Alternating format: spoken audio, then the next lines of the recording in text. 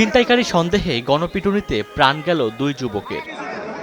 ঘটনাটি গাইবান্ধার সাদুল্লাপুরে। পুলিশ জানায়, এক নারীসহ ৩ জন ঢাকা থেকে যাওয়ার সময় মুজাহিদপুর এলাকায় পৌঁছালে ছিনতাইয়ের চেষ্টা করেন ৩ ব্যক্তি। এ সময় তাদের চিৎকারে আশপাশের লোকজন জড়ো হয়। পরে ছিনতাইকারীদের একজন পালিয়ে যান। অপর দুজনকে স্থানীয় জনতা গণপিটুনি দিলে তাদের মৃত্যু হয়। ব্রিজে আটটানোর পরে আমার গাড়ি হ্যান্ডেল ছাইড়ে দেওয়ালি, ছাইড়ে দেওয়ালে এখানে বসেন, বসবার কইতেই হাতে বাড়ি মেরে স্যারের পকেট থেকে মানি ব্যাগটা নিছে, টাইগার জিডি আসিল ডি, আর আমার দুল পায়ের নুপুর টুপুর এডি ছিঁড়ে ছুটে নিয়ে আর মানে হারায় ৩ জন ওই মুখে যাক আর ৩ জন এই মুখে নামুক। ঘটনা তদন্ত করে আইনগত ব্যবস্থা নেওয়ার কথা জানিয়েছে পুলিশ। স্থানীয় লোকজন তাদেরকে ধাওয়া করা অবস্থায় 2 জন ব্যক্তি মুজাহিদপুর সরকারি প্রাথমিক বিদ্যালয়ের মাঠে আসার পরে স্থানীয় জনতা, অজ্ঞাতনামা লোকজন, তারা সেখানে আমরা গণপিটুনি সংবাদ পেয়ে আমরা পুলিশ যাই।